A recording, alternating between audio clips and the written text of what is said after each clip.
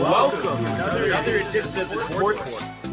And we are back. We got the full crew in the house. That is what it's all about. The Yankees, out of any team in the league, are the best equipped to handle a blow like this. I think there is a higher power at play here. He's due. Law of averages. That dude is the ultimate scrub. It's trash. Yeah. Every person you have in there is fucking trash. Next game, you're going to see a big performance. You can see it in the end of the game, and I'm just totally stoked and excited for this. And we are back. Welcome to another edition of the Sports Board here on a Tuesday. Wednesday, almost had it, Tony. I almost had it, but I didn't. But it's Barnes, it's Tony, it's Zach. It's Michael at the door. I think he distracted me in the smell of the French vanilla coffee. Donut dude. in. I should have known, too, because I don't know if you saw the highlights from yesterday, but Josh had the 2 for Tuesday in there. And even at Happy Update now, that's what happens when you're thinking about this, thinking about that. You mess up. But how's everyone doing? Great, dude. I'm definitely dialed in, caffeinated. Thank you, Michael. Donut in, not to be confused with Tiffany's, but stoked to be here. Like you said, hump day, Wednesday, big day for downtime too. You know, we got the gaming corner later. Red. Stoked to be Red Dead. Is it Red Dead? Yeah, it is Red Dead. Wow, this is like a fucking month-long marathon. I mean, huh? listen, it's a long story mode for sure for Red Dead, and I mean, not even, and, it's just also one of those games where it's just like, you try to do the main missions, but then all of a sudden you get the side quests. You're doing a little bounty hunting over here. The bounty hunter. Where's dude. So we're hoping to get it done, honestly, the next maybe 2 sessions. Okay. Really dial in, grind it out sort of deal.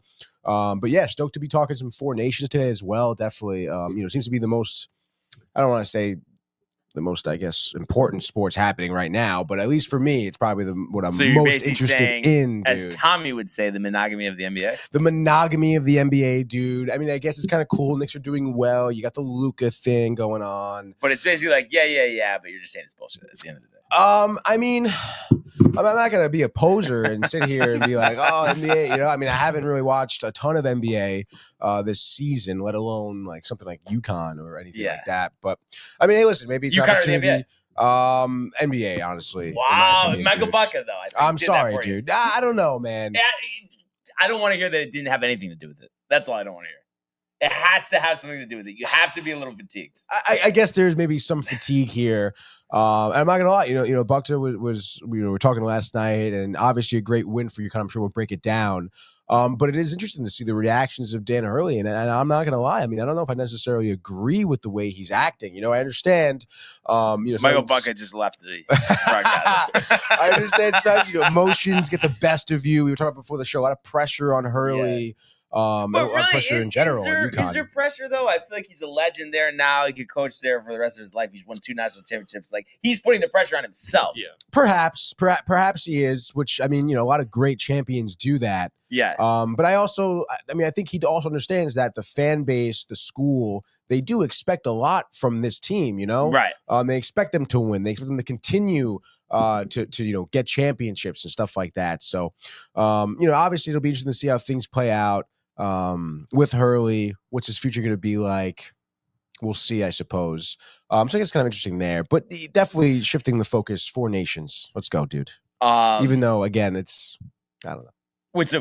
So you're tight. I mean, it's like trying to make something out of nothing, I guess, I suppose. I wouldn't call it nothing. I mean, I feel like Tommy's not saying something, right? I mean, I guess it isn't nothing. And, Rick and Dave, before we started, I guess Rick was saying how the players are taking this tournament seriously, regardless of the fact. All right. No, yeah, of course. I mean, it is, listen, a lot of these players, especially the international players, I mean, they don't get to represent their country. They don't even play for a league that's in their country. So I can see where the juice is for that. And also, I mean, not for nothing, with how stacked Canada is, if I'm any other nation, you think U.S. doesn't have a shot? No, I wouldn't say that. I mean, I would say, I mean, off rip, just looking at the rosters, I mean, we definitely have better goaltending. Connor Hellebuyck seems to be the starter, right, for USA, which is great. Yeah, I mean, I think there's a lot of firepower in the No, US. yeah, definitely. I mean, it's probably gonna be USA, Canada, for the gold, barring or any, whatever. for the final, barring any, I guess, unforeseen upsets here. But still, like I was saying, I mean, if I'm any other country, I'm looking at Canada and being like, yo, I want to knock their heads off, you know? Yeah, and you never know, with these international competitions. But how's it going, Zach? What surprised about the Super Bowl result? The beatdown that was. Yeah, it wasn't much of a game. Yeah, not much of a game. I was honestly like, I was leaning towards the Eagles. Like I kind of had this gut feeling like, yes, the Eagles are the better team on paper. They had the better roster, so they really just had to go out there and play their game. But like, I didn't think it was going to be like that. Like Mahomes got bullied, the O-line got bullied. I really have never seen. I mean, I guess the Chiefs and the Bucs Super Bowl was kind of similar. This felt even worse. But this felt, because those were like kind of garbage time touchdowns, like just hucking it up down the field. Exactly, the Hail Marys. Yeah, so definitely, it's just a beatdown. I've never seen the Chiefs get like manhandled like that. Yeah, so it was kind of cool. Yeah, it was it's a refreshing. I don't hate the Chiefs or anything, but it was kind of refreshing to see them get now. Like I mean, I could be maybe naive to this, but a lot of the talk too is how big the offensive line is for the Eagles, but not for nothing, dude. Like, I mean, I feel like no one really talked about that for the season. Yeah. Right? Like, I mean, obviously they were still slated as one of the better offensive lines in the entire league, rightfully so. But the fact that they're the biggest offensive line to ever be at the Super Bowl collectively, like that's pretty wild. Yeah, and I think it's just something, you used to hear this, even when I was playing, not that I was doing much on the offensive line myself, but it's just like the offensive line. I mean, let's be real. Most of the time you don't know who the offensive line is. You don't hear about the offensive line unless they're not doing their job. So even though they were doing their job all season, the focus, of course, was on Saquon. Yes, of course. Any good peewee coach will tell you the offensive line. You don't want to be heard from. Unsung seen, not heard. Heroes. Yes, seen, not heard, dude. Oh my God, so funny. Oh, but yeah, dude, it was interesting. What was your favorite snack? What was your favorite food? The Super Bowl that you had. It's tough. Come on, dude.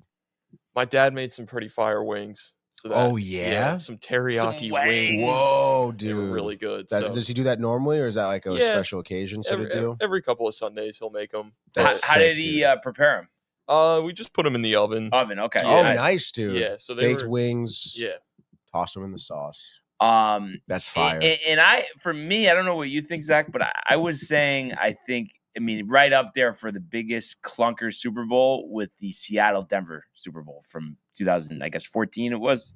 Yeah, I'd have to agree with you. I think I was kind of just really shocked that it was such a blowout, so I watched it all the way through. Yeah. But a lot of my friends were just kind of checking out and doing stuff. I mean, yeah, I don't know. At what point did you feel like this game is over? Was it earlier on? Was it before halftime? I think going into halftime, I was like kind of on the fence. Like I was like, yeah, this is not really going well, obviously, but like I still kind of had hope just because Mahomes is, who he is, and it's possible that they could come back. But after the second half started and he got sacked like 3 times in a row, I was like, and they threw that bomb up to Brown. Yeah, it's over. And I think too, I don't know if they said this on the broadcast, but I think because I remember them saying this another year. I think teams never won the Super Bowl after they were shut out in the first half. Too. Oh, really? I think that's a statistic. I mean, hey, it's hard to come back from that, dude. Yeah, I mean, everyone went to like the Brady comeback, but it's just like the way it was going and the differences between the teams. Yeah. I mean, it's like the Falcons' defense wasn't like the way the Eagles' defensive line was. Yeah, not at all. And the fact that they didn't blitz too, was just unbelievable. Was unbelievable. Yeah. But I do see we have a bunch of comments. Oh yeah, dog. We want to start. So let's rip it up here. We got Josh B in the house. Happy Hump Day, Brian. I can't believe I butchered that one. That's as you would say, that's B-roll. He says, nice Knicks win last night. 4 Nations tonight. He's hyped up. Let's fucking go, he says. Then we have Ernie says, you're from the Bronx. He says, very hyped. He's working in the Bronx now, which is great. Be safe out there, Ernie, okay? Michael Buckta says, hey, Barnes, how about that man, Liam McNeely? Nearly a bomber. 38 and 5 3-pointers. I mean, wow. I think that would qualify. McNearly. Try to say that like 10 times fast. McNeely? McNeely. Liam McNearly. Nearly a bomber. Nearly McNearly. We're Hump day, dude. And then he says Creighton fans can suck it, dude. That's what they get after they booed the main man, dude. And then he says Dick Pitino better watch out. I think he got for that Liam from Matthew. McNeely on the 23rd. Absolutely. Yeah, dude. there's no way he was saying Dick Pitino before that. No way. And he says, let's beat the living SHIT out of Seton Hall on Saturday, Barnes. Have to. I mean, Seton Hall's a joke right now. Are they? I was going to ask. Oh, I think 5 wins or something. I mean, it's like gosh, dude. that goes without saying. And then he also says, and by the way, you're all getting smoked by me, Michael Buckta, in Monopoly. Yeah, with Renee, there's a lot of board game conversation. She was saying how she was running circles around you guys in Rummy Q or whatever you were playing on the trip. Rummy, yes, we were playing Rummy. Yeah, I guess so. But she plays a lot, whatever. And also, Michael didn't understand the rules for like probably most of the weekend. Oh, okay. And he was feeding Renee points. Okay, but dude. we had a solid conversation about board games. Honestly. Yeah, yeah. Are you a Monopoly guy? I was saying I like Monopoly. Yes. Yeah? Sorry was up there for me as well. Sorry's good. I'm a big Clue guy. I like Clue. Clue. Okay, I did a little Clue. Clue is fun, dude. And then I was trying to figure this out with Renee yesterday. I don't know if this is just a bad description, but I have this thing in my mind where it's not Battleship. Josh B was harping on that yesterday, but it's like a red plastic grid, okay? And there's like circles that drop in them, and then you're doing it like with somebody. What game is that? Connect 4. Connect 4? That's got to be what it is. No one said Connect 4 yesterday. That's wild, dude. There you go. That game is a lot of fun, dude. Yeah, that was a big game for me growing up. Yeah. Jenga. I know that's not Jenga really was the huge, board, but it's still. the wood logs Yeah, or whatever yeah. you want to say. I did a lot of Pictionary as well with the family. Okay. Thanksgiving, try to draw something. People were yelling at you. The timer's going off. It's a great time. Michael Theophil, though, says here, Hurley acting like a child. No need to tell the Creighton fans how many rings he has. And I did kind of, allude to that before. I mean, it is a little surprising, I guess, his reaction. I mean, maybe not surprising. I mean, we know how psychotic he is, I suppose. But, I mean, I think a little bit, not for nothing, beneath him, right? Yeah, I honestly agree. I saw the highlight on ESPN that he was like taunting them. It's like, wow. I don't know what they were saying to him, though. Did you? I don't. I think they were just booing them, as far as I know. But I just think it's like you gotta chill. Mm-hmm. And I think this stems from kind of like what you were saying, where this season has been completely different than the last 2 seasons, right? And I think he's having a tough time with that. Yeah, no, I definitely, you definitely can agree with that. And I guess we'll see how the rest of the season unfolds. But like you said, Brian, I mean, I don't think his tenure is going to be ever in question, though, right? No, so it's like he just got to realize. But I guess sometimes, I mean, we all know it's easier said than done to just relax. Exactly. What did you think about that, Zach? Did you think that was kind of a little much, or? Yeah, I'd say so. I think just because of the pressure too. Like you said, the pressure he puts on himself, not that his job is in question or anything. But I guess we don't have context on what the fans were saying to him as well. So you never know what it could have been. But something about his wife, I think. I don't know. It could. I was going to listen. say, I mean, it could have easily could have been. Yeah. I mean, you never know, dude. So, I guess we'll see what happens. Buckta, though, in here. By the way, John Pollock, I don't even think said anything yet. Well, just from today, the other day. just probably from the other day. Yeah. Scared of McNeely. Wow, how about Ernie? Says, I love Renee, but missed you, Tony. Aw, Ernie, I appreciate that. Renee was getting a lot of love yesterday. Oh, I bet. Yeah, I forgot who. Somebody else was saying that. I don't know if it was Ernie or. I think he just gave her a massive year. That's what it was. Dude. Well, listen, I mean, I'm happy to be back in the saddle here, yes. for sure. Dude, great to be at the table today, too. I feel strong. It's like Grasso's coming on for NBA. Yeah. After the short break, we'll be going to our NBA segment. Michael Theophil downtown. Michael hyped about Bowl. I didn't see the video he sent, but first start for the Suns, right? Of the season, and had some good numbers. A lot of blocks, a lot of rebounds. Yeah. 14 points, I think, 4 blocks, maybe 10 rebounds, whatever it was. It's great. And we do have his rookie card, which, I mean, obviously, listen, even in the sense, not even of our card going up in stock price value here, but even just for someone like Bol who has obviously a history in terms of family, legacy, I mean, I guess it'd be cool to see him succeed. Not for nothing, the guy's like over 7 feet tall, right? Yeah. Like, come on, like let's Feels go. like the potential's there. Exactly, dude. And then also clapping at Michael Buckta here.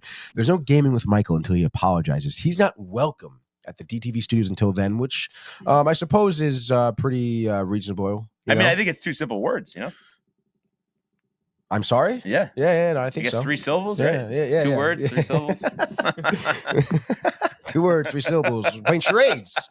Michael Buckton says the Big East basketball. This is it. He says he misses Renee.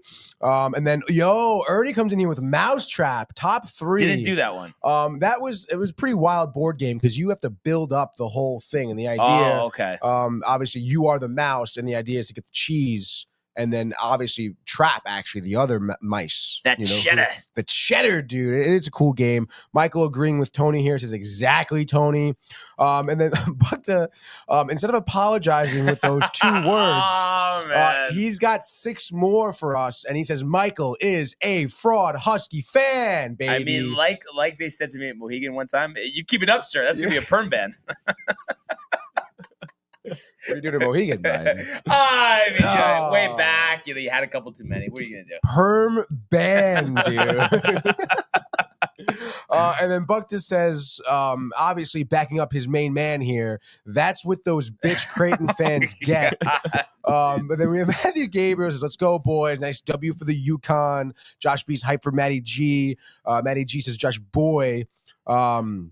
Michael Thiefel comes in here correcting me. 18 points, 14 rebounds. Trying to get it right. How many blocks? How many blocks, Michael? 4 blocks. 4 blocks. Yep. And he says we have four Bowl rookie cards, dude. Not one. And I think with the war of words, right? I mean, I think Bucky will just keep going. He says you need to apologize. Yeah, I mean, I don't have any more in me with this. I mean, I I guess he's doubling down here, but that's fine. And then Michael Thiefel says, well, he won't be seeing Renee anytime soon, so keep missing her, Michael. That's mad funny. And then Buckta keep going and going. He doesn't understand what be around at all. Josh B saying, Buckta, I love you, but you can be overboard with this one. The voice of reason, Josh. And then how about John Pollock coming in at the best time? Still not worried about UConn with the yawning emojis. Wow.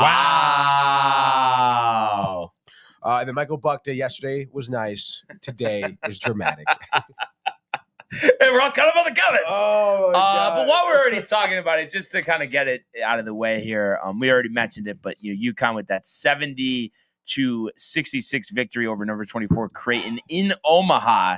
Nice. We were just, I don't know if Michael Buckta randomly asked if I had been to Nebraska yesterday, and then I was asking Renee, and she's like, yeah, I didn't really have a reason to do that. So I mean, it was a big win. They were down 8 at the half. You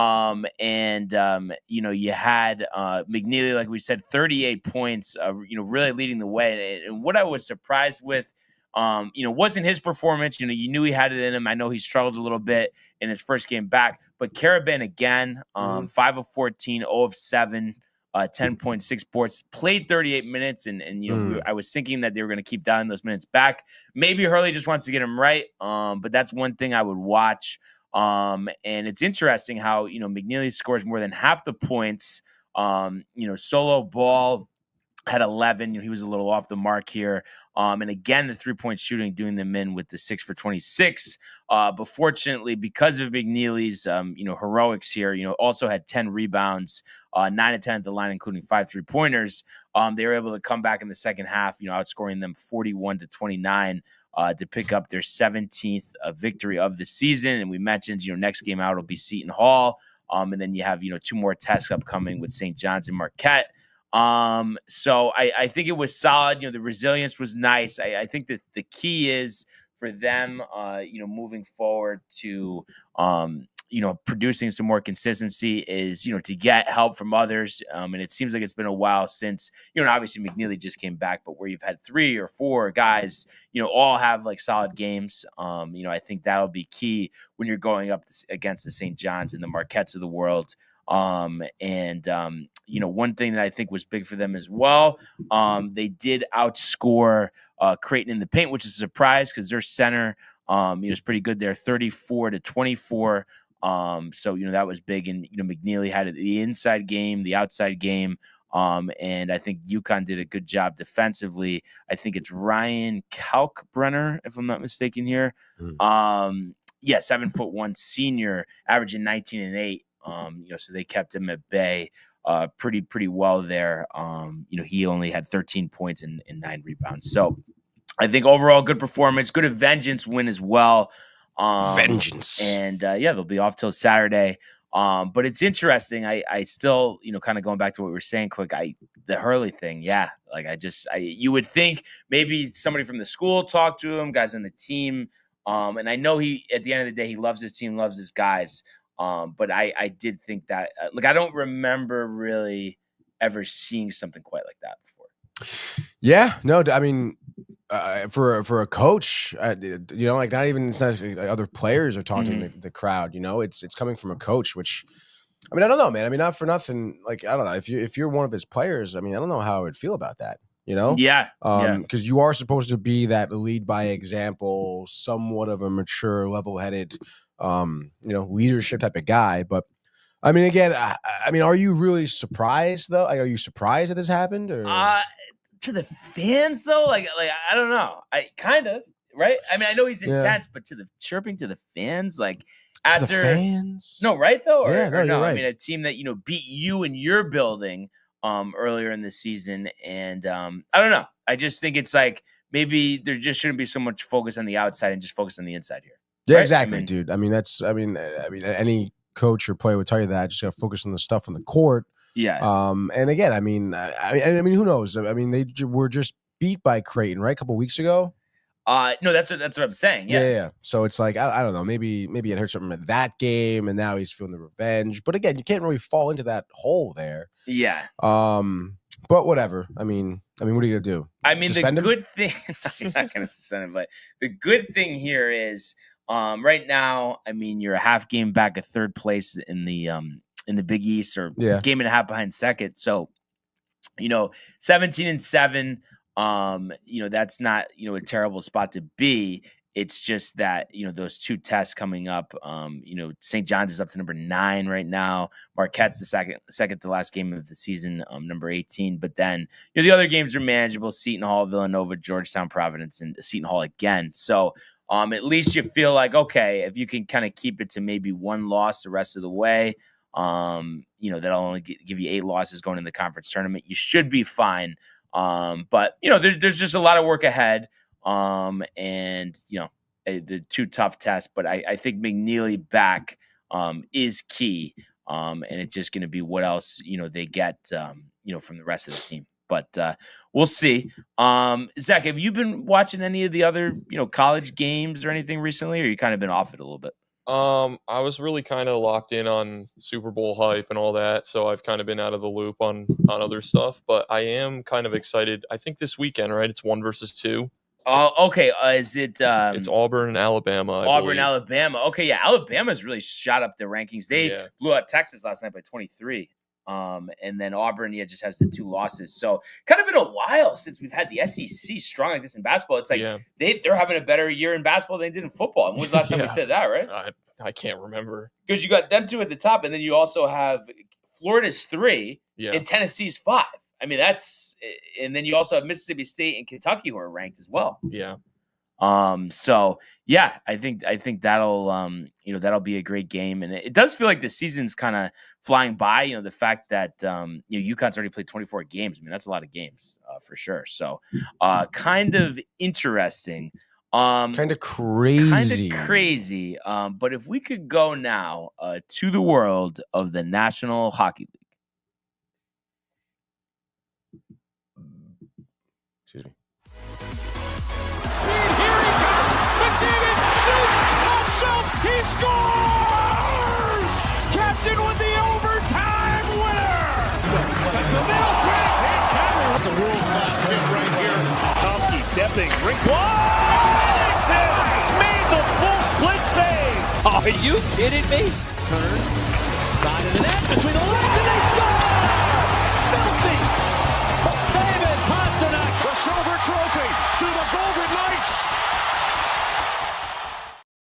All right. So it feels like there hasn't been a hockey game in forever. We will get one tonight, Tony.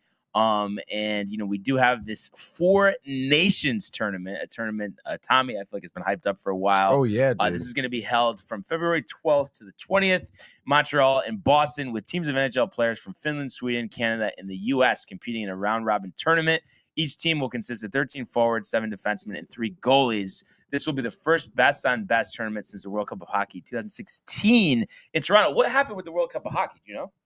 No. I remember hearing about that a while ago.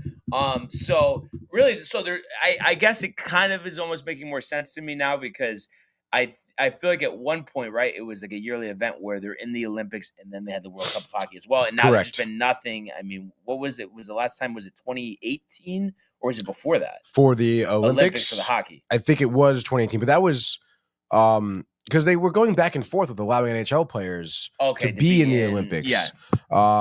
Which I don't know. I mean, I don't know why that's such an issue. Because I understand. I mean, I guess basketball was similar like that, right? Because before 90s, was it 96? They wouldn't allow NBA players in the Olympics, right? Or prior to 94.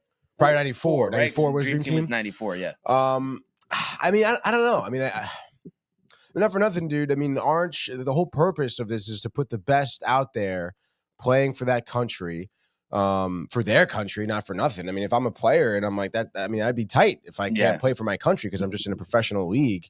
And I guess maybe it's an issue with scheduling and whatnot. But I mean, again, I just don't understand. Maybe you could say, oh, well, USA would be a pat, but like, not for nothing, dude. It's like other nations are great at basketball. You see, like, there's other nations that compete, whether it be France, I guess, or whatever.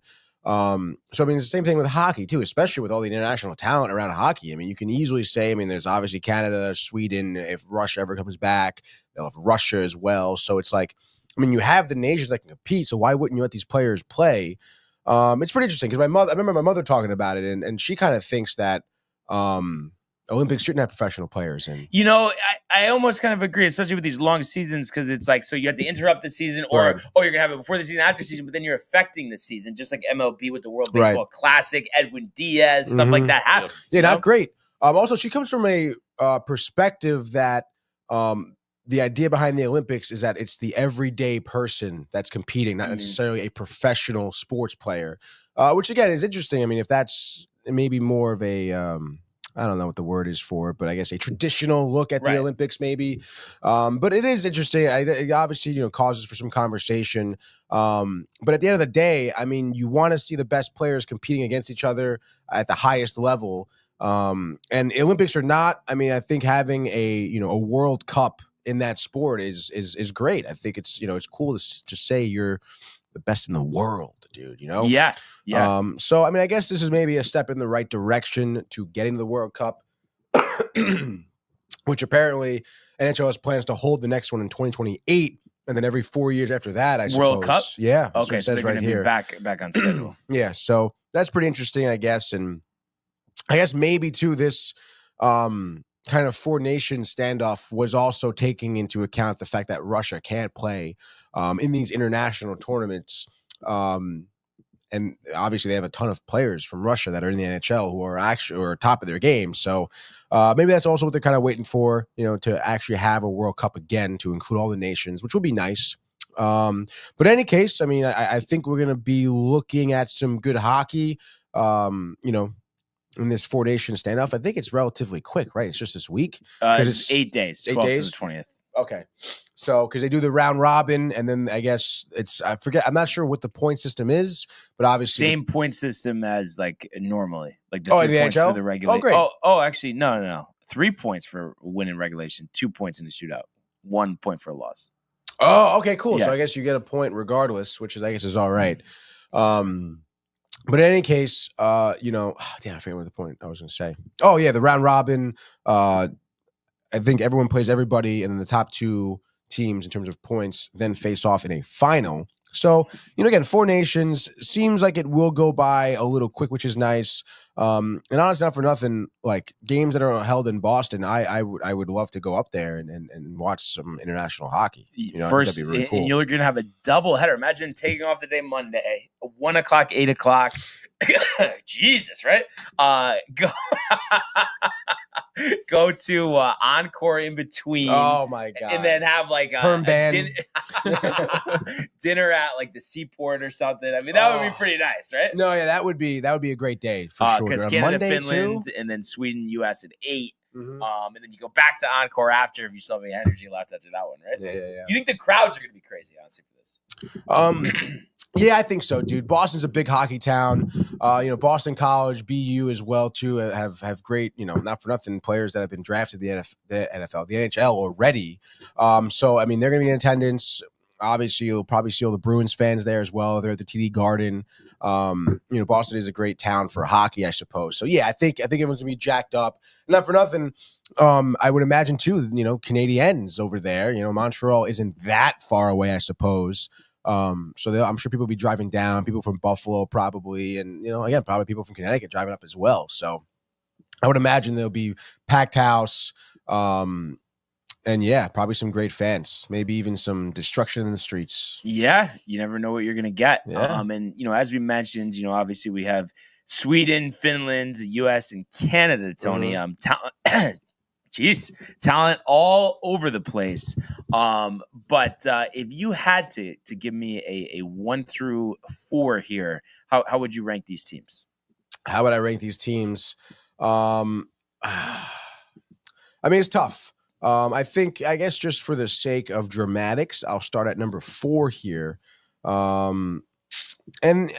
mean, obviously, listen, again, I mean, the collective unit of talent here is phenomenal. So you're really getting kind of nitpicky because, again, these are the best guys that the country has to offer. So I guess I would put Finland probably at number 4.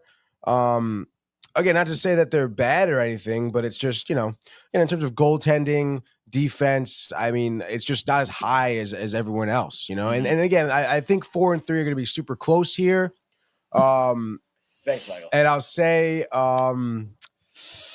I guess Sweden would be in here at number 3. I think that their goaltenders kind of match up evenly. You look at the roster here. Finland has Lankinen, Pekka Luukkonen as well, Hussein Saros. And I just think, get goaltenders here for Sweden, Urson, Gustafsson, Olmark. They have great defense. I think the offense could be a little lacking, Brian joking, Mika Zibanejad, best guy on the team. Obviously, they have William Nylander. But again, I mean, Forsberg's been around forever, too. He's someone who can go off. Just for Brott, the Jersey Devils, how good he could be. But, I mean, just looking at that, I mean, they would need Nylander to go off to be any success. Erik Karlsson. Karlsson, who, again, lackluster, I suppose. Eriksson Ek is good. Victor Hedman as well as defense. So Lucas Raymond. Jonas Brodin. So I put them at 3, and then I guess at this point, there's really no more dramatics here, but US number 2, and then Canada at 1. And again, I mean, I think all these teams are pretty close, and it's hockey. Yeah. Anything could really happen. I mean, I'm sitting here, I'm going to say Connor Hellebuyck is the best goaltender in this tournament, but he could give up 3 goals in the first few minutes. He could have a clunker of a game. Probably won't. Yeah. But again, in a tournament like this where every game counts, you really can't, there's no room for error for anyone, But U.S. has some great offense. You have the Kachuk brothers playing together, which is pretty cool. You have players like Austin Matthews, JT Miller, Kyle Connor of the Jets as well. First one, Jack Eichel, of course, too, who's having a stellar year. So it should be interesting to see how those guys play together. And then, Canada, I mean, it's just really fucking stacked, dude. I didn't realize this until this morning when I was looking it up, though, but Drew Doughty has been activated for Team Canada here, which is pretty interesting because I think he hasn't played really any games this year because I think he broke his ankle in the postseason last year. Shows the competitive nature of these. He's taking over for Pietrangelo. Yes, Alex Pietrangelo. Sorry, Tommy. And Drew Doughty, for those of you at home, I grew up watching him play for the Kings, 2-time Cup winner. I believe he has 2 gold medals as well with Team Canada from the Olympics. So knows all about international hockey, international competitiveness, playing on a team with a huge amount of talent against other powerhouse teams. That's, I think, a huge get. And to think that he was an alternate here to come in for Pietrangelo, who withdrew due to an ailment. I mean, that's great. I mean, their defense, on top of Doughty, you have Josh Morrissey, who's been killing it for the Jets. Kel McCarr, who's arguably, maybe even not so arguably, the best defenseman in the league right now, dude. So I mean, yeah, it's definitely a tough team to take down. I don't even want to talk about their offense because it's just so freaking stacked. I know you had, I think Ernie was saying Canada wins here because Crosby's the captain. I think there was some talks of him being maybe a little bit injured, but I think he's good to go. Yeah, well, yeah, because he missed that game on Friday against the Rangers. So I guess he is good to go. And yeah, dude, I mean that Crosby's someone who also has a lot of experience in international play, Canada. He knows the deal, and not for nothing. In a tournament like this, where he may not be seeing many more of these tournaments. Oh yeah, this might be it. Yeah, he's probably going to want to win here. Not to mention, Nathan MacKinnon again, arguably one of the top forwards. Well, he is one of the top forwards in the league. Connor McDavid, arguably one of the best players in the league. So, it's going to be tough to take down Canada, dude, for sure. It's interesting. I agree. Because you had Sweden 4 or you had Finland 4? I think I said Finland 4. Oh, okay. Yeah. I was going to say this. Actually, I take that back. I'm going to actually go in, like you said, not that it's an indictment on any of these teams. There's a lot of talent here, but I'm going to actually go with Sweden 4. Mm-hmm.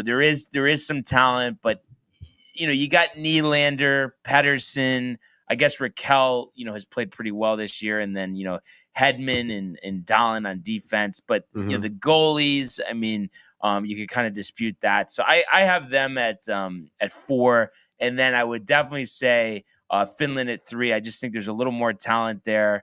You got Lekakonen, Rantanen has played pretty well this year. Teravainen, Aho, Barkov, Granlund, those are pretty good guys. Rupe Hintz as well. Kakko, this is a big opportunity for him. Yeah, definitely. He's really out to prove himself, at this point. And then, defensively, maybe a little shy there. Good exposure for Vakanainen, to get into this international competition. You hope that helps him the rest of the way for the Rangers. And then I think the goaltending with Saros and Pekka Luukkonen, is pretty strong as well. And Lankinen, probably be the third string there, I would imagine. And then I know this sounds crazy, but I'm going to say Canada 2, US 3. And I know Canada has a ton of talent. I mean, every single person on here, you're like, wow, this guy's really good.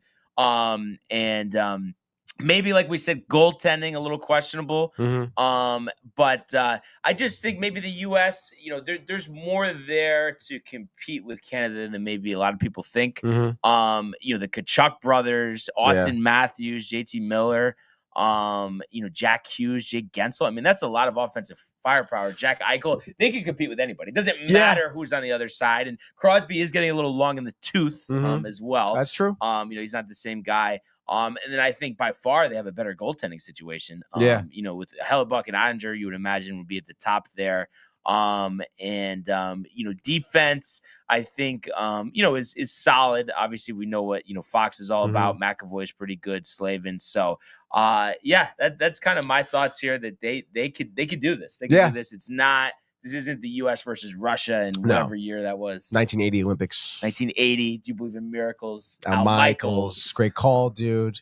I show that call in my class for broadcasting. I don't know, man. I don't think people get riled for anything. Everyone's on the phones. The phones, right? Dude. No one gives a shit what I say, dude. But no, dude. Honestly, I will say. I mean, obviously, like, U.S. great. I would feel a lot better if Quinn Hughes was healthy and playing. I mean, that would have been huge. Both Tkachuk brothers and the 2 of the 3 Hughes brothers. So I mean, listen, it's going to be tough, no doubt. But I do, like Brian is alluding to here, fully expect to see U.S. Canada in the final Battle of North America. Shootout, or do they not go shootout? I think. Well, they do for the round robin. That's a great question, actually. I don't know if they'll just do OT until someone scores. I would think for the final they would do that. And I would also hope that the overtime is 5-on-5 at that point. Just try and play hockey out here. But I mean, I guess we'll see. I mean, it could. I mean, I don't know. I guess maybe it could go to shoot. I wouldn't think so. I would think these are regulation game wins here. And if you had to give like a percentage on Canada winning over the U.S., like what would you put that percentage at? Like, let's say those two are matched up here in the finals. I think it's going to be something like maybe 60-40, 55-45. Okay, so like more it's of a close. puncher's chance than maybe some people think. Oh, no, yeah, for sure. I mean, I know Canada has been a nation that has dominated in the past in terms of international hockey play here. But hey, I mean, you said it. We all were saying it. I mean, the United States has a lot of firepower here. Some of the better defensemen in the league and goaltenders. So I think that's probably how you're going to beat Canada. It's almost like a very similar, I guess, strategy if you were just to play Edmonton, to be honest. They have the offensive firepower. They're going to be scoring a lot. They're going to try and get out there and put one up on the board quick and go up early. That's why you need, defenders to shut them down, a good goaltender to protect, himself in between the pipes, and then, forwards that can back check. And not for nothing, Jack Hughes is one of them. We know how physical JT Miller can get. I mean, the Tkachuk brothers, also known to be very physical. Trocheck can be physical. Brock Nelson, although a little bit long in the tooth, as Brian would say. There he is. Is also a forward who isn't, shy of a couple hits here and there. So I think they're going to put up a great fight for sure, dude. If they do come to the final. It better be. Honestly, I think that'll be kind of tight, dude. Yeah. Finland, Sweden final. Could you imagine? I mean, that'd be kind of crazy. Speaking of kind of crazy, I think what we should do here, we got the one game tonight, Canada, Sweden. I think it's time, Zach, for a Four Nations Frozen Frenzy. One game frenzy, dude. All right, ladies and gentlemen, let's kick it off here. 8 p.m. national games here, TNT Max, okay, dude? And we're going to be at the Bell Center of Montreal, Quebec, Canada here, ladies and gentlemen, as Sweden takes on the hometown team of Canada, okay, dude? Obviously, tough bout here. For the Swedes here, they come in here at plus 195. Canada's minus 230. Opened at minus 280 though, so watch out. Over under is 6.5 here. 8 p.m. you'll be seeing this face off here. Start off the round robin portion of this tournament. We went down the rosters. Canada stacked. Sweden not as stacked. But I gotta say here, Brian, who do you got? And I'm able to imagine the hometown feel takes into account here as well. Oh, yeah. And I think, honestly, Canada, Tony, I know this is kind of disappointing. The only game of the night. You want it to be good. I think they hit the over themselves. So jacked up to be in this tournament. I think this is going to be a beatdown. I'm going to say they win 7-3. And then Sidney Crosby, back from injury, a little jacked up. I think he's going to have 2 goals and 3 assists in the rout over Sweden. Honestly, I really couldn't agree more here. I can see, as I said before, Canada coming out hot, scoring early, maybe putting one up. Maybe the Swedes here adjust. Nylander need a big game out of him to put, Swedes in any position to potentially even win this game. But I think third period, maybe 4 goals unanswered by Canada. They go on to win this game. I'm going to say 6-2, dude. Canada in the over. And just like that is your Four Nations Frozen Frenzy. Bang, dude. More games tomorrow, or one game tomorrow. One more game tomorrow. Do you wish that they kind of stacked it or no?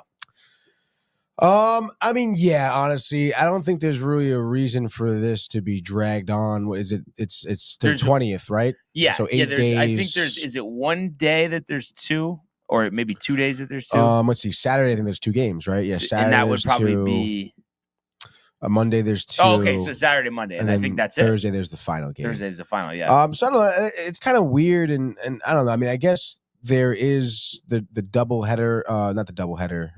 It was double header on Saturday, right? We said and Monday. And Monday. I mean, I guess that's fine. I suppose. I don't know. I kind of feel it a little odd. I guess that they started in the middle of the week. Yeah. Bettman, everyone's pissed. I guess, right? I mean, why not have the back-to-back Friday? But I think maybe the travel, Montreal, maybe. So, yeah. I mean, it is what it is. I suppose they are kind of stretching it out a little bit. But that's fine. So you're kind of rooting for Canada tonight. Out. I mean, I guess I'll root for them. I mean, they're probably gonna win. Dude. So you'd lay the 230? I would. Yeah, honestly, I mean, it's tempting. Sure. I Ernie. Honestly, Ernie, let's go, dude. McDavid anytime goal, Crosby anytime goal. Speaking of Ernie, He said, what team Lundqvist on? He would have been on Sweden if he was still right. playing. And then he says, Kaku. And then he says, the homer pick, shake my head. You know what it is? It just, I don't want to look at this and say, oh, Canada win. That's it. You know what I mean? I need some type of twist, some type of excitement, Tony. And I just don't think it's that crazy. It's not like Sweden beating Canada. No, yeah, it isn't that crazy. And maybe it is a homer pick, but like, what the hell, man? Let's go USA, baby. USA! That's right, baby. Canada, North America, we control it. Zach, any juice for you here? Yeah. I mean, I'm definitely going with Canada tonight. Not that I'm super knowledgeable on all these players, but I mean, the big names, who's gonna get the job done. It's most likely gonna be Canada tonight. But I would be very excited if it was a USA Canada final. I think that would be a pretty fun watch. So yeah, absolutely. Absolutely. So hopefully we do get that. And that's been, Tony, I mean, from your I wasn't like that tuned in, but I just remember like growing up, Sports Center and stuff. I mean, that's happened a bunch in like tournaments, right? Like Olympics and stuff. Oh yeah, right? Absolutely, dude. I mean, US, definitely. Canada obviously usually wins, but Canada's usually wins. When we're growing up, Sidney Crosby on Team Canada, dude. I mean, they're stacked, obviously. I mean, listen. But I still think that America always has a good shot at it. But it's just a matter of playing the best hockey at the right time. As it is for so many, games. But again, it's just because the short slate, limited time for any mistakes or anything like that. I mean, you gotta be at your tip top, dude. Yeah. And Ernie also says he watches 1% of hockey. Almost so I'm just talking out of my ass. Only reason I said Canada and Crosby because of a trivia question on JD's podcast. So that's kind of funny. Nice, dude. So hopefully we get a good one tonight. We'll talk, about, the game tomorrow. But if we could go to the world of the National Basketball Association. The Bulls LeBron James at the buzzer.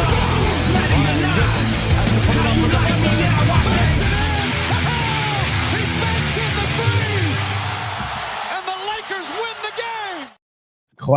Classic Brian. Leave me out here to dry. Toss to the NBA segment and then leave, dude. But nonetheless, dude, we had some good games last night around the NBA. I guess probably one of the bigger storylines is Kevin Durant reaching 30,000 points. I believe the 8th player to do so in the history of the NBA, if I'm not mistaken. Yeah. Which obviously is a tremendous feat. And that was in a loss last night to the Memphis Grizzlies. Suns go down 112-119 despite KD having 34 points, 5 blocks, despite Bol having that line of 18 points, 4 blocks, and 10 rebounds. I don't remember. Michael said it earlier on. Yeah. I mean, listen, maybe I remember if you fucking won, okay, dude? But in any case here, I mean, I don't know, man. I mean, KD is a very interesting, I guess, storyline around the NBA. Obviously, a tremendous scorer and someone who can. I mean, he has won championships, right? So it's like he can do that. Yeah. But not for nothing, the whole like he doesn't need a super team, go to Brooklyn, fail, go to Phoenix. I mean, he hasn't won one with Phoenix. Not working out. I do kind of question his, ability, I guess, to obviously take control of that team and be a leader and take them to a championship. Because I don't know how many championships did he have with the Warriors? 2. Just 2, Yep. right? I mean, again, you talk about that. You're talking about prime Warrior dynasty sort of deal. I mean, it's tough, dude. I mean, obviously, listen, you can't doubt the guy's ability to play. It is tremendous. He is someone on the court that you need to obviously keep an eye out for. And the 30,000 points here is obviously, a testament to that. But I don't know, man. I mean, I think it really, in terms of legacy, I think Durant, who, changing teams, trying to win on his own sort of deal, not really getting it done, I think it tarnishes it at least a little bit, dude, especially his act, I think, off the court too, the burner accounts on Twitter, dude, almost Dan Hurley-esque, taunting fans and whatnot. You had to go there, Tony. You had to do that, my man. I don't know. I mean, what do you think about that? Durant's legacy, Brian. No, I agree. I think he's blown it. Obviously, will still be a Hall of Famer, all-time great, but just points. the way he handled it, we've talked about this before, the burner accounts and like what you said, switching the teams, and just the fact that it's like, why is it ever since he left Golden State, everything is a fucking mess? Yeah. I mean, Brooklyn was a mess. Suns are a mess. And it's not just a mess. It's like you're under 500 and like you have like one of the highest payrolls in the league. It just, to me, it speaks to lack of leadership, honestly. Yeah, absolutely. And I don't know if it's just because like Durant just demands so much from the organization in terms of contract, obligations, and money. Highway Rodgers-esque. Exactly. Clearly he does want to come in, take control, be the guy. And not for nothing, the Suns, who were a team that were not in the finals, were they in the conference finals a couple of years ago? The Suns? They made the finals. They made the finals. Oh, but that was no. That was that was like I think 4 years ago. Was it? Yeah. Really that long ago? Yeah. Before Durant. What a surprise, right? That's not really a good look for him. Yeah. Because not for nothing, we know how good Devin Booker can be. Because that was against the Bucks. Zach, It was against the Bucks. Yeah, so if you think about how long ago that conversation was. Oh, Giannis Chris finally Paul? gets it. Maybe even 5 years ago, honestly. Chris Paul was on the Suns at the time, dude. Yeah. 2021. I don't know. 4 years ago. Wow, dude, that's kind of wild.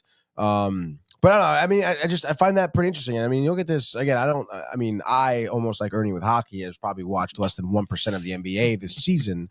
But I just look at this roster here. And nothing really jumps off the page. I guess maybe guys off the bench. I don't know how well Grayson Allen's been doing this year.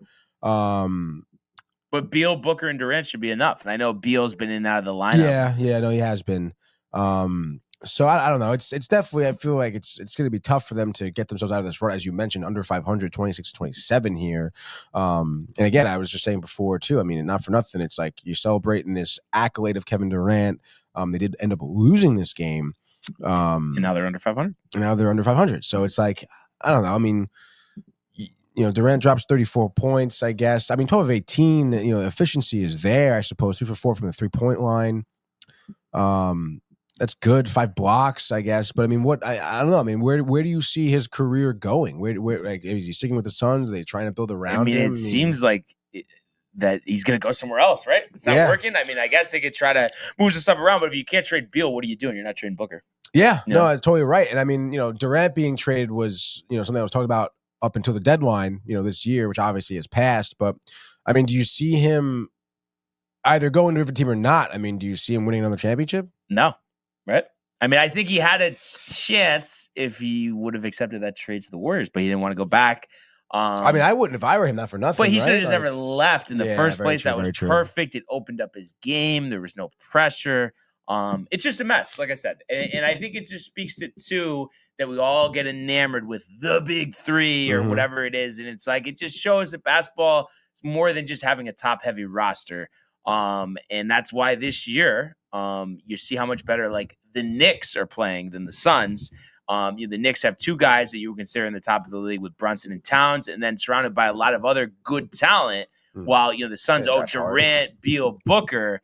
And it's like, but like you said before, there's not much else. And I think that's the difference. And I think that's why, for instance, last night, the Knicks, with that 13-point win on the road, 35-18. And I know, there's the concern about Boston, but I still think, they were down for so long. I think ascending to this point still deserves to be celebrated. I know everybody wants to win a title, but I just think they are really definitely headed in the right direction. The Knicks, you're saying? Yeah. Yeah, definitely. I think it kind of like Mike was saying, preseason. It's going to take some time for this group to, I guess, play well together, And right now they are. They've kind of gotten that sense of chemistry, playing off of each other.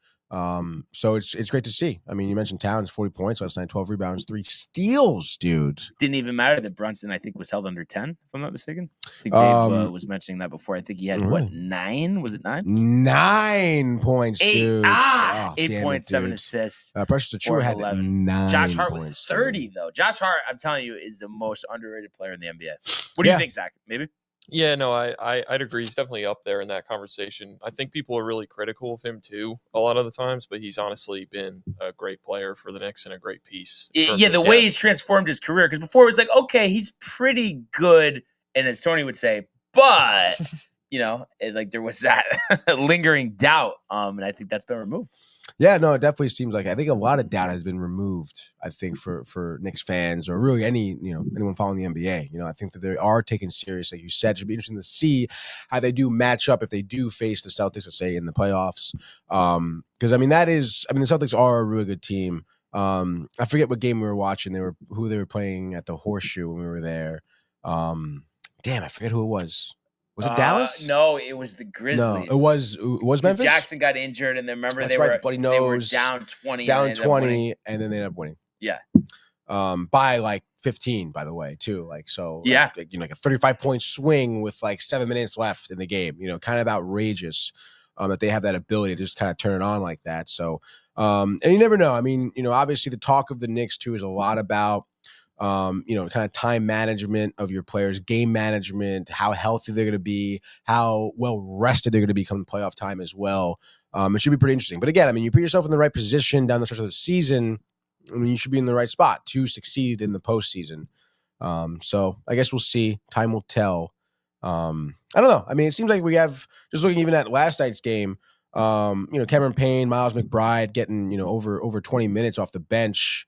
I feel like that's a good sign, right? I feel like you don't actually see that much even from the bench players typically. No. So, it's good to get the other guys in the mix, and it allowed Brunson to only play 23 minutes, which is key, give him some rest. But yeah, you had almost 3 guys with 20 minutes. Shamet had 19 minutes, but had 11 points, so that was efficient. And then Ernie also says that Durant's the cancer. OKC he destroyed as well. And the Lakers look great too. And I'm interested to see what he thinks. I don't remember if he commented yesterday, but just about that trade rescindment with Mark Williams. And I guess supposedly the Hornets are still challenging it. None of the players have played yet, but I would imagine like Connect would play tonight. And I was telling Tony the other day, I've just never seen anything like that, Zach. Have you ever seen something like where the failed physical, but then another team's still contesting it, players aren't playing? It just seems very dramatic. Yeah, the whole thing is kind of awkward. Like I saw Connect on the bench the other night for Luka's first game, and they were kind of showing some shots at him, and he was tight, just not happy. You Why know what did I mean? He failed the No, physical. he did it. No, Williams did it. I think there was multiple injuries or something. He's missed a lot of games, 40% of the games I think the last couple of years. But are there like these are unreported injuries? Or just stuff. Maybe they do a physical at the beginning of the year, and then Right. this is a midseason physical, so it's different than what you got then. Very, very. But you very would think odd. that their physicals are done before the trade, but maybe the Hornets did the physical, maybe like trying to cover something botch the up, numbers. I guess, right, Zach? What else would it be, really? Yeah, I really don't know. I think it's really strange too, because that was kind of the last piece for the Lakers that they really, really needed. And now they're kind of back on the search. I saw they got someone yesterday. Alex Len, I was going to mention. Yeah. So former first rounder from Maryland. Yeah. So that's interesting, but still, Williams. That's who they wanted. That was the guy. So. And then how could it be good for the team morale though with Connect? Like he's definitely pissed, like you said. It's just, and I guess they didn't want the trade to go too because they're the one that stopped it. But it's like I don't know. I feel like they should have just bit the bullet. Is Williams really that hurt? I don't know. It just seemed like a very nervous type of move. Yeah, I think the good thing about Connect is that he's a rookie, so that they can still kind of have time to make it a little bit better, I guess, and kind of get him back. No, we really wanted you the whole time. We made a mistake. We're sorry. Yeah, it's kind of hard to do that, but I guess they'll try. So yeah. And then Ernie also says most trades have a mandatory physical in sports. And he says, I think having a mandatory physical for a trade is a great idea. Remember the Correa situation. Yeah, Tony remembers it all too well. Yeah, the Giants, the Mets, and then of course back to Minnesota. And he says, and the ankle. But seeing that the way he's played the last couple of years, he's been injured too. You're probably happy that didn't happen, right? Don't you think he's kind of Yeah, I don't think it really would have helped the Mets that much to have him on the roster, especially with the ankle. And then he also has had back problems, I believe, in the past too. So, I don't know. I guess at the end of the day, this is where the Mets ended up last season. You got to be happy with what they were doing. So, yeah. So no harm, no foul. That's what they say there, man. So that's really, what happened in the court last night. Embarrassing loss for Philly to They suck, Toronto. dude. Yeah, I Yeah. guess the fans were booing. Boy, what a mess there, really. I don't know how Is that Embiid? Oh, no, situation- he did play last night. situation turns it around. Yeah, I guess the surgery will be in the offseason, but maybe he gets moved up the way they're playing. I mean, there's not, much motivation there. And then tonight is the second last night of the first half of the season here. We'll also have, 5 games tomorrow, and then the All-Star game on Sunday. Saturday night, will be the skills contest and 3-point shootout, dunk contest, all of that. Well, So there's a fat the slate tonight. NBA event. So I better drink some water, Tony. Yeah, dude.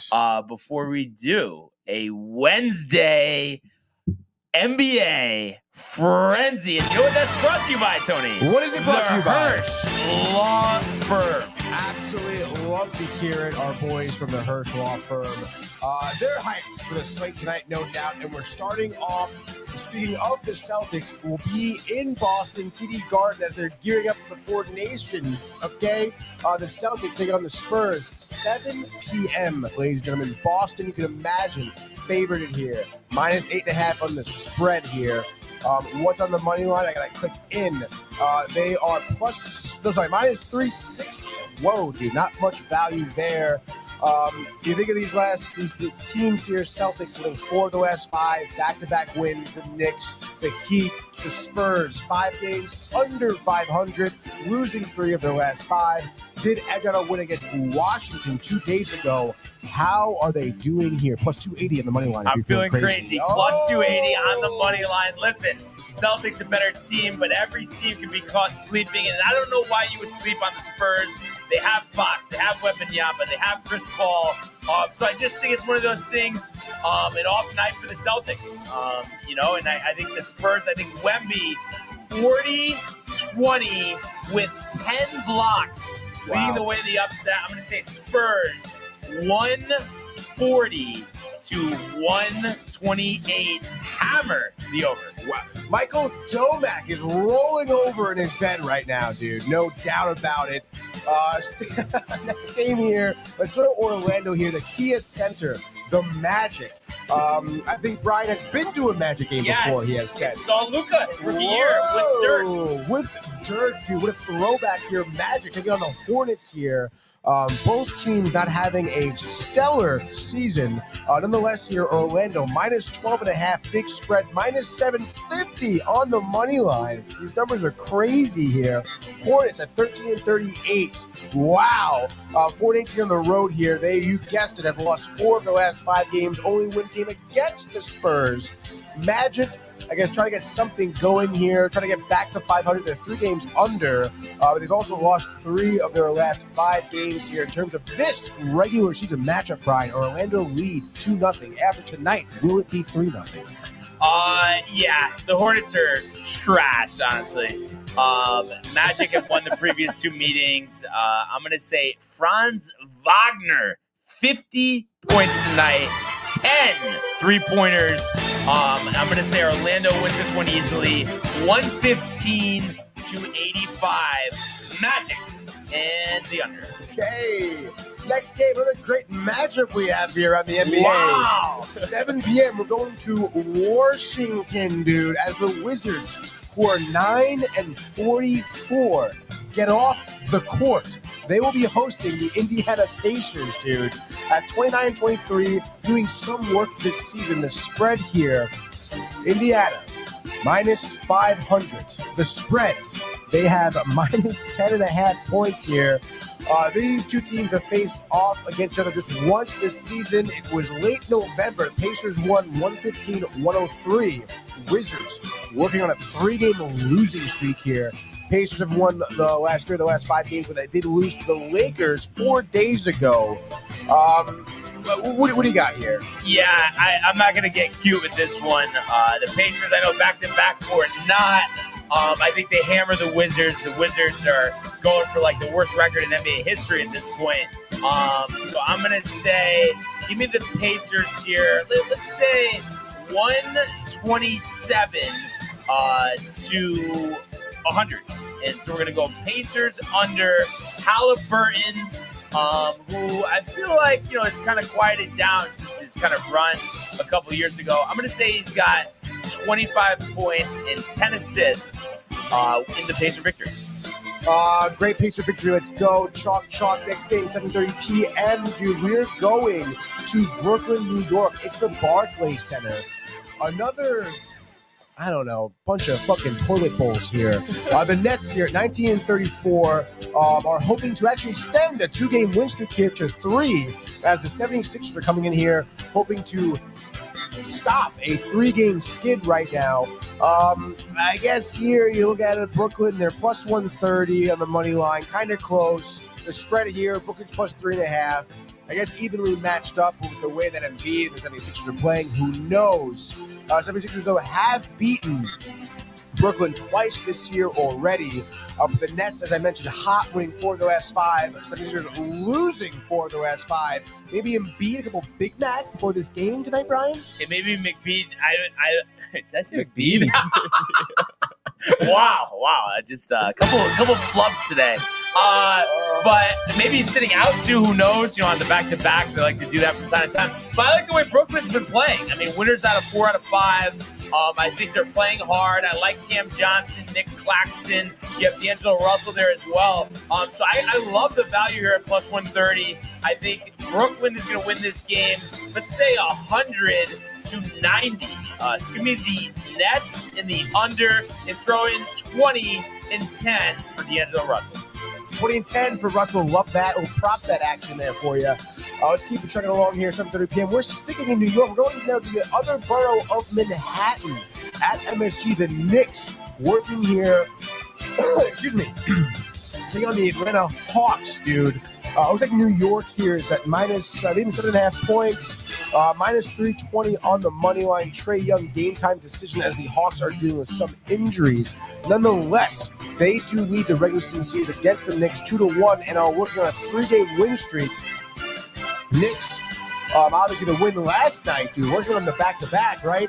ESPN has not updated that, which is great for me. Nonetheless, dude, the Knicks are favored. What do you expect here? Knicks definitely getting this job done. I think they cover as well. Hawks, I don't know. I have not liked this era of Hawks basketball with Trae Young. Seems like they always end up in the same spot, middling. So I think the Knicks, despite the back-to-back, play hard. I think this tonight, Brunson kind of takes over the lead from Towns. Towns still does have a good game, 20 and 10, but I think Brunson has 30 and 8. And I think we're going to see the Knicks win this game 121 to 108. It's going to be the Knicks in the under. And Trae Young playing or not, no doubt, I'm sure the Knicks fan base will be really giving it to him, dude. Let's go next game here as we have a shit ton of games still left here. We're going to Toronto, dude. Scotiabank Arena. Normally we say that for the Maple Leafs, but it is the Raptors taking on the Cleveland Cavaliers. Cavaliers obviously having a stellar season at 43 and 10, which is outrageous. They're favored on the spread here, minus 14.5. On the money line, Brian, minus 12 hundo, dude. The Raptors are on a 4-game losing streak, and they've dropped 3 games this season to the Cavs here. Cavs, speaking of 3 games, are winners of 3 in a row here. Only team they've lost to in the past 5 games was Boston. What do you got here? Is it chalk? This is a Tony. What are we talking about, dude? The Brandon Ingram extension, too, by the way, for the Raptors, but I think he's still nursing an injury, if I'm not mistaken. It would be good to get him back. Regardless, though, the Cavs easily here. Mitchell, Allen, Mobley. I think this is like a 128 to 96 game. It's going to be Cleveland in the under. Let's go down to the 8 o'clock time slot. Let's go to Chicago, baby, as the Bulls are taking on the Detroit Pistons. I guess a couple teams who kind of somewhat match up well, I suppose.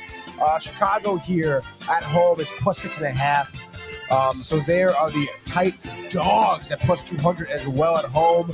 You think about these two teams facing off against each other. Detroit has beaten the Bulls 2 times, only lost once, dude. And they just played each other last night, it says, actually, as the Pistons won 132 to 92.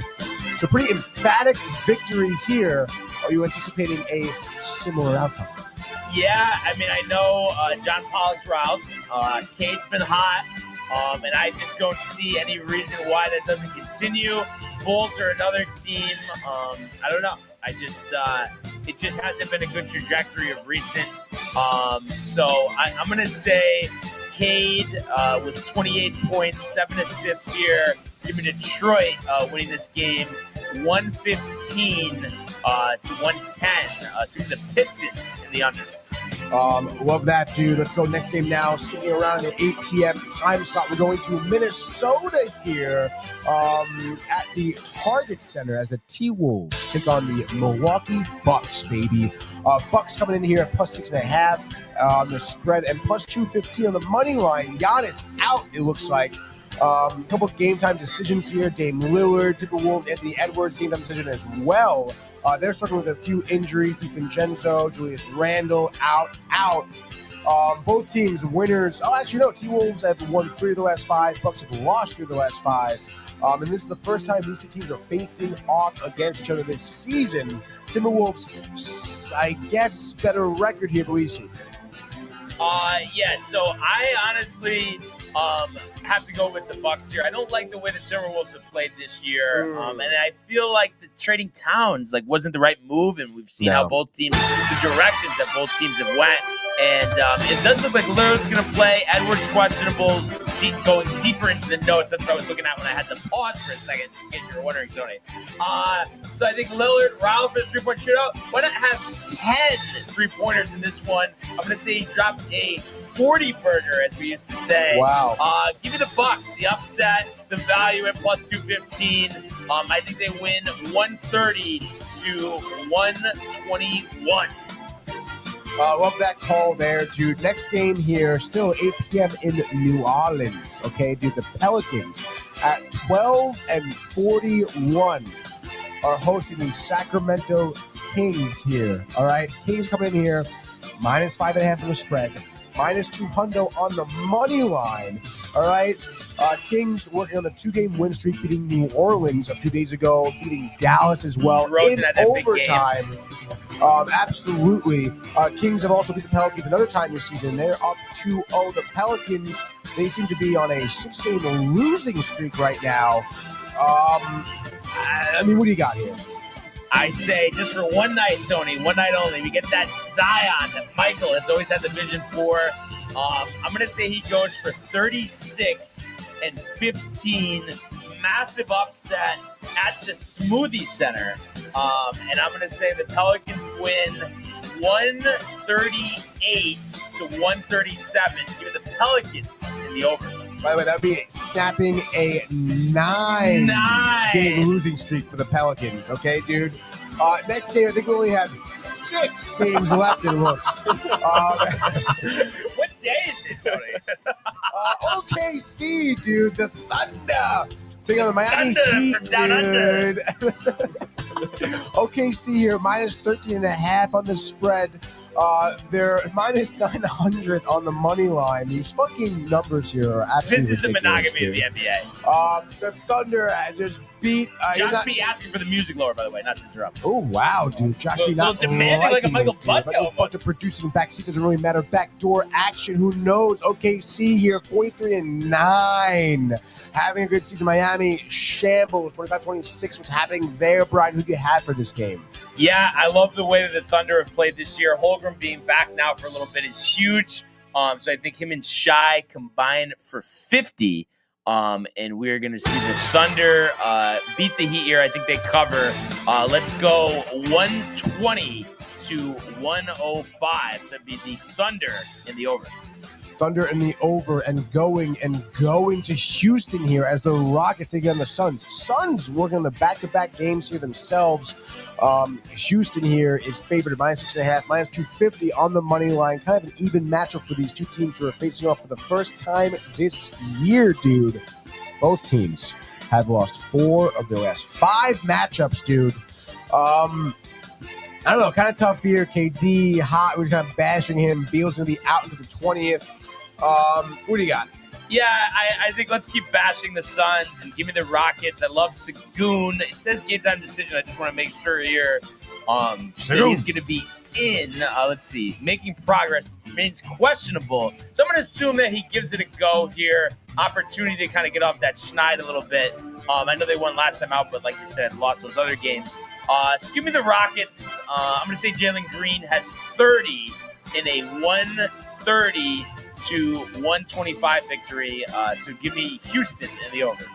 Wow, dude. Houston, the over. Nice job there. Let's go down 9 p.m. Later games here as we go on to the Denver Nuggets, dude. Going to the Ball Arena, not to be confused with the Bell Center here. As the Nuggets take on the Portland Trail Blazers. Denver, minus 11.5. Moneyline is minus 650. Denver is working on a 7-game win streak, I believe. A great home record, 18-8 at home. Trailblazers 8-18 on the road. Is that indicative of the outcome here tonight, Brian? Yeah, I hate to keep going chalk here, but Jokic, I think big game, 40-20 for Jokic. Give me the Nuggets here, 130 to 115. Nuggets in the over. Nuggets in the over, chalk. Great choice to your next game, dude. Still 9 p.m. We're going to Utah. All right, we're not playing for the hockey club here. We're playing for the Jazz. They're hosting the L.A. Lakers, bucked up. Utah, plus 9.5, plus 320 on the money line. The home dogs, dude. Utah here. Losers of 4 of their last 5. They're on a 3-game losing streak. The Lakers, I believe they're 9-1. No, they're on a 6-game. Yeah, 9-1 in their last 10. 6-game win streak here. They're on fire, as some teams would say. But what do you got here for this matchup, Luka, no pressure, bottom feeder team. Kind of his first big game as a Laker. I think he has 36 in a triple-double here in a Laker win. Let's say they win 120 to 108. So give me the Lakers and the under for Ernest. They'll be completing the regular season sweep here for the Lakers. Next game, we're getting later and later at 9:30. We go from the Lakers to the Dallas Mavericks. Whoa, dude. Mavericks at home here at the American Airlines Center taking on the Golden State Warriors, dude. Obviously, Dallas AD is going to be out. Kind of tough for them. You think of the trade, the dividends, what's going on here. They just lost to Sacramento in OT. Warriors working on the back-to-back wins here. Regular season series here is tied, I guess, kind of evenly matched up here. Both teams hovering around the 500 mark. What do you say for this one? Jimmy buckets with Curry. It seems like a new leash there. AD out. I have to go with the Warriors here. I'm going to say Warriors in the under. They win 113 to 107. Warriors in the under. Warriors in the under. I think great call there. Let's get to our last game here at 10:30 p.m. Who's staying up for this one? Memphis takes a nice little win streak here on the road. I guess they've won 2 in a row, right? I guess they're 8-2 in the last 10. And the Grizzlies here coming in here at plus 150, plus 4.5 on the spread. The Clippers, obviously not having a stellar season, I suppose, but they're still 29-23, excuse me, with a solid home record of 18-10. What do you got here for this one? Yeah, I would say definitely give me the Grizzlies. I know the Clippers are favored here, but I think Grizzlies better team all season. The Kawhi drama, Simmons won't debut, I guess, for this one. They're going to stagger him and Kawhi, whatever. I don't care. But give me Memphis here, 121 to 111, and that would be the Grizzlies in the under. And just like that, that is your NBA Frenzy, brought to you by the Hirsch Law Firm. And I think that frenzy right there, Tony, was the monogamy of the NBA. Yeah. It wore you out. You look like you need a nap now. I mean, geez, dude, what the hell with those fucking matchups, dude? Yeah, the spreads, the guys out, the mismatches. I mean, it's just so kind of ridiculous in my opinion, dude. But whatever. I mean, it's the NBA. It's all we have here, I suppose, to be looking at.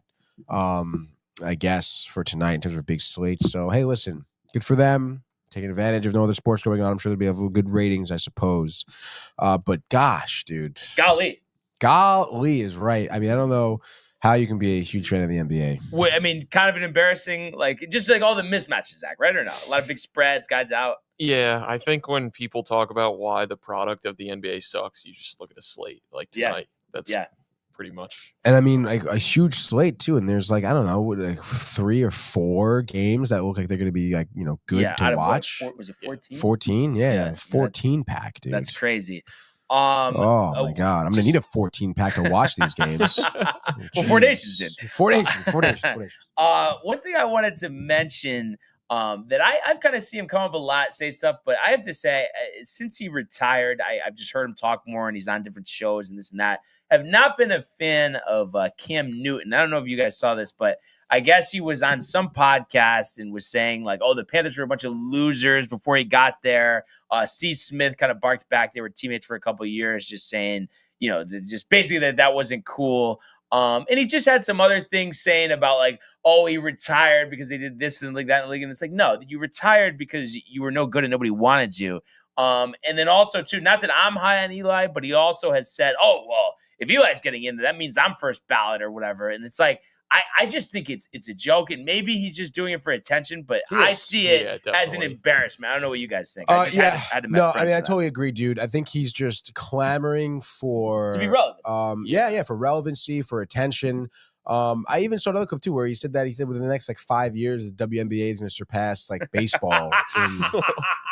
Which again, I mean, nothing against the WNBA or anything. But like, what the fuck are you talking about, dude? Yeah. And you have to wear. I mean, again, you have your own style, I suppose, with your shitty, goofy hats. To me, it's a joke. It is a joke. Why? I guess I'm guilty of it because I'm even mentioning it. But it just pisses me off that it's like, I don't know. I just don't get like, why can't we just like not allow those people to do that? No, I totally agree, dude. I mean, it's like anyone who has a following and has a platform like that. I mean, I guess people are watching. He can do what he wants. Probably makes a lot of money. But to stand there and like throw the Panthers team under the bus and then try and say like you're a first ballot Hall of Famer, I mean, you sound dumb. Yeah. And uneducated. Yeah. And it's just like what do you like? You should go crawl back into whatever hole you came out of, and that's it, dude. Because I mean, the proof is in the pudding. Like you don't like. Look at this again. You had good years. I guess you were a strong quarterback. You're a big body. You're a hard runner, I guess. But I mean, what do you really have to show for any success around the NFL? And again, like nobody wanted you, so it's like you'd still be playing if you're a problem. And clearly, you would have been an issue in the locker room because of your pompous attitude. I mean, yeah, maybe a couple good years, but like. That's no legacy. That's no Hall of Famer. Like, get out of here, man. You look at like talk about strong years. I guess he won the MVP in 2015. Mm-hmm.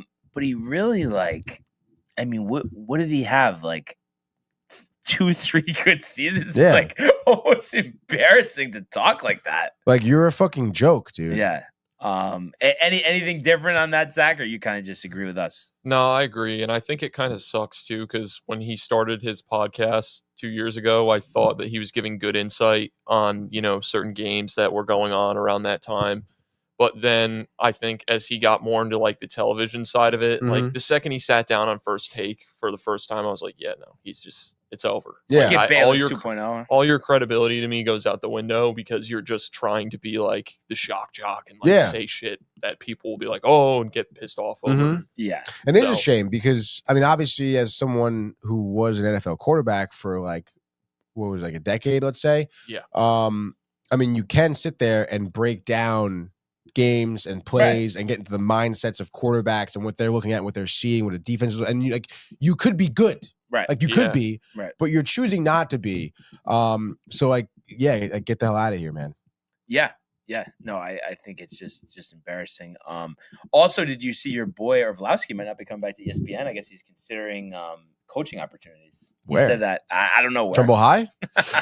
Shelton High, maybe, because that's where he's from. Oh, yeah, Shelton High. That's right. Or UCONN. Maybe getting more staff over there. That'd be pretty wild. But that kind of caught me by surprise. But maybe an NFL team wants him as a quarterback coach. I don't know. But he just seemed like a guy who was going to just stay with ESPN forever. So we'll see if anything actually happens there. And then the only other thing was Ernie had said he was pissed and losing Connect, and he was glad that it got rescinded, which is interesting. I just think, I would just hope for them that it doesn't come back to bite with just having that big man, because I think Mark Williams is talented. Connect has the ability. He's just been struggling, but maybe, you get another good player like Luka, another guard. He can kind of take him under his wing and maybe, get him some open opportunities. So, we'll see what happens. Yeah, no, yeah, I guess so. I guess we'll see. I mean, it is if I'm Dalton Connect, I'm kind of Yeah, like I said, you hope that doesn't kill Team Kemp because it could. It Depends could. on the individual. And I don't know, man. I mean, not for nothing. I don't know. I mean, again, the trade for Luka, the secret meetings under the table. Yeah. I mean, that can't feel great. No. So I don't know. It's kind of interesting. I guess a dynamic that it creates, but nonetheless, I guess we'll see what happens. What time for Red Dead? 7 p.m. tonight. 7 p.m. Joey Greenwood back. Joey Greenwood in the saddle. Michael Theophil in the saddle. We're gonna be really dialed. Maybe some pizza. That'd be great. And then we're playing hard. Yeah, so definitely gotta beat the story mode, dude. Check that out for sure. Also, dude, like the Michael K. Okay, I know you said before that I missed it, but the whole what he said about Pete Alonso, by the way, paying Maserati money for a Nissan. I mean that's fucking bullshit. Okay, I gotta say, like that kind of does piss me off. That's why I said it. I mean, not for nothing, dude. I mean, you're not really paying. First of all, to compare him to a Nissan, I think is kind of ridiculous. And then to say you're paying Maserati money, I mean that's not the case. I mean, we said it. I would be comfortable paying him $30 million, 3 years, $90 million, and you get 2 years for $54 million. So you're paying him under $30 million a year. For a player like him, I mean that's not that outlandish, I don't think. Yeah, I think he just said it because of the average annual salary. None of the first basemen are over $30 million, so it's like, oh, Alonso deserves to be the highest paid. But then when you look at it from the short term perspective, or long term, when you look at the 54, that's nothing. So I think that's more or less why he said it. It is nothing, and for 2 years as well. I mean, you're kind of waiting and seeing how Alonso kind of pans out. Yeah. So I don't know if Michael K is taking like a page out of Cam Newton's book or something, shock value. Maybe you're a little lonely on your show over there by yourself or whatever. But I mean, I don't know, man. I mean, I think it's a great contract. I'm sure Zach could agree, and many Mets fans are happy to see Alonso still in the Mets uniform. So I don't know. Bad job. I mean, but do either one of you think there's a decent chance though where it doesn't end up being a good deal? Like he has a bad year. I mean, is that in the realm for you? I mean, define a bad year, like the similar one he had this year, like this past season, or worse? 230, 30 home runs, and like 200 strikeouts or something. Jesus, 200 strikeouts. I honestly, I don't think I can see that happening, to be honest. I mean, Alonso is someone who I think is grateful to still be on the Mets, to be honest. So I think he's going to work really hard, and he knows also now. I mean, I think everyone on the roster knows the capabilities of the team. So, I mean, not for nothing, I think they're, players that didn't come out firing last season, like Lindor, like Alonso, I think will be ready to go come opening day. And maybe him and Dalton Connect could talk, about not being wanted by teams, right? I think it's something to bond on, right? I mean, I would make that connection. I mean, I guess so. Right? I mean, listen, I wouldn't say that nobody wanted Alonso. I mean, obviously, the market for first baseman was, I guess, not really that high necessarily. I mean, who needed a first baseman? The Yankees, other teams that were interested in him. And of course, they were dealing with Boris as well. So that's why the negotiations took so long, because the back and forth between Stearns and Boris and the organizations here, I would imagine that played a huge factor. And again, I mean, maybe Alonso was, maybe those talks with Toronto or Boston or LA or whoever was really disappointed to get leveraged more money. But I mean, he didn't have a great year last year in terms of, warranting the most money, a max contract necessarily. So, I mean, that, he had to face the music a little bit, but I think still at the end of the day, I think the whole time through these negotiations, I'm sure Alonso still wanted to be a Met regardless, Yeah. Which is why he still is one. So we'll have to see how it plays out. Yankees, the pitchers and catchers reported yesterday, but are having their first kind of workouts today. Boone had some interesting stuff in the press conference. Basically everything that pissed all Yankee fans off, pretty much. Can't put anything past LeMahieu. And then he started. Then he could have a rebound year. And then, Dominguez, I like him in left, but he's got to earn it. I'm expecting him to, but he's got to earn it, which is just another thing. And then he also said, all the injury, physicals and stuff are coming back good. And then it's Clayton Beater's kind of having a setback, and Jake Cousins might not, start the season on the active roster. So just those little things, but I mean, I think we could work past them. And like something like, oh yeah, the leadoff hitter maybe doesn't need to be consistent. So everyone was having a field day with that on Yankee Twitter. But that's what he does, and I don't know how much of that is Cashman telling him to say it. Whatever. But I guess that's just standard operating procedure, right? I mean, how many times have we talked about like fans not liking what Boone said, like in press conference? Oh, all the time, dude. Yeah. And he's not really great in terms of telling the fans what they want to hear. But I mean, I guess time will really tell. Again, like you said though, if players earn it, they can play him. Yeah. Dominguez. Basically, let's play ball. Yeah. Right? Play ball. But I have to say, here we are, another great show today. Really appreciate everybody who tuned in and continues to comment, like, and subscribe. All of the archives on the YouTube page, Tony, Michael, Renee, and Jay in costume.